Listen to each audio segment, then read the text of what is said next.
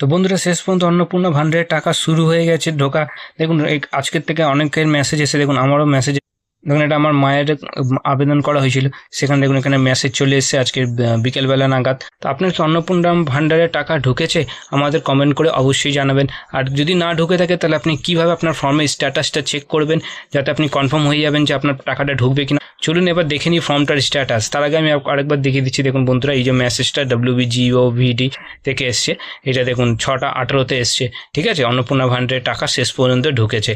তো চলুন এবার দেখে নিই স্ট্যাটাসটা কীভাবে আপনি চেক করবেন। তো যে কোনো একটি ব্রাউজার ওপেন করবেন। ব্রাউজার ওপেন করার পর এখানে লিখবেন www.socialregistry.com। লেখার পর দেখুন এখানে আপনার কাছে চলে আসবে সাজেস্টেড। দেখুন এখানে চলে আসে www.socialregistry.gov.in। ঠিক আছে, এটাতে ক্লিক করবেন। ক্লিক করার পর দেখুন ফার্স্টে যে ওয়েবসাইটটি দেখাচ্ছে সোশ্যাল সিকিউরিটি, এটাতে আপনি ক্লিক করবেন। এটাতে ক্লিক করলেই আপনার সামনে অন্নপূর্ণা ভান্ডারের যে ওয়েবসাইটটি ছিল সেটা আপনার সামনে ওপেন হয়ে যাবে। তো দেখুন এইভাবে ওপেন হয়ে যাবে আপনার সামনে অন্নপূর্ণা ভান্ডার ওয়েবসাইটটি। এখানে দেখুন সিটিজেন বা ফ্যামিলি লগ ইন, এইখানটা আপনাকে অ্যাক্সেস সিটিজেন পোর্টাল এই জায়গাটাতে ক্লিক করতে হবে। অ্যাক্সেস সিটিজেন পোর্টাল এই জায়গাটাতে আপনাকে ক্লিক করতে হবে।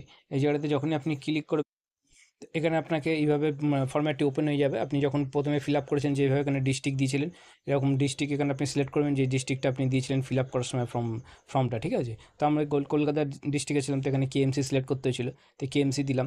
তারপরে দেখুন এখানে ফোন নাম্বার, একদম ফিল আপ করার সময় আপনি ফার্স্ট যে ফোন নাম্বারটা দিয়েছিলেন, মানে ফ্যামিলির হেডের ফার্স্ট যে ফোন নাম্বারটা দিয়ে করেছিলেন সেই ফোন নাম্বারটা এখানে দিতে হবে।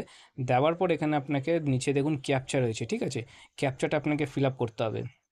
নিচে দেখুন ক্যাপচাটা রয়েছে। ঠিক আছে, ক্যাপচাটা আপনাকে ফিল আপ করতে হবে। ফিল আপ করার পর নিচে দেখুন রিকোয়েস্ট OTP, এখানে রিকোয়েস্ট OTPতে আপনাকে ক্লিক করে দিতে হবে।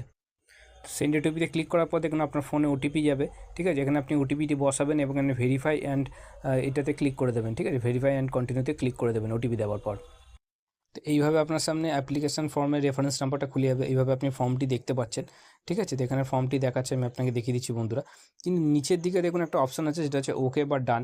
এর পাশে কিন্তু একটা অপশান ছিল, সেটা হচ্ছে ডাউনলোড ফর্ম। সেটা এই মুহূর্তে দেখাচ্ছে না। দেখুন আমি যদি ফর্মটাকে একটু উপরের দিকে ওঠে, এখানে দেখুন শুধু ওকে ডান বলে অপশানটা আছে। এর পাশে কিন্তু একটা অপশান ছিল ডাউনলোড ফর্ম অ্যাপ্লিকেশান, সেই অপশানটা কিন্তু এখন নেই। তো এটা আমার ধারণা, আমার মনে হচ্ছে যাদের এই অপশানটা চলে গেছে তার মানে তাদের ফর্মটা পুরোপুরি অ্যাপ্রুভ হয়ে গেছে, তার জন্য হয়তো সেটা আসছে না। ওপরে এই যে জিনিসটা দেখতে পাচ্ছেন, এটা কিন্তু এখন শুধুমাত্র এইটার স্ক্রিনশট নেওয়া হবে। ঠিক আছে, এইটা ডাউনলোড করতে হবে। এর মধ্যে কিন্তু কোনো অ্যাপ্লিকেশন ফর্মটা ডাউনলোড হবে না, শুধু এইটার স্ক্রিনশটটা হবে। ঠিক আছে, তো আমার মনে হচ্ছে সেই কারণে হয়তো যাদের অ্যাপ্রুভ হয়ে গেছে, যারা টাকা পাচ্ছে, তাদের হয়তো ডাউনলোড ফর্ম অ্যাপ্লিকেশনটা চলে গেছে। আর যাদের হয়নি, কোনো কারণে যাদের আটকে গেছে, তাদের হয়তো আপনার ওই যখনই ডাউনলোড ফর্মে ক্লিক করবেন তাদের অপশানটা থাকবে, ক্লিক করলে আপনি দেখতে পারবেন যে ওখানে কী স্ট্যাটাস শো করছে।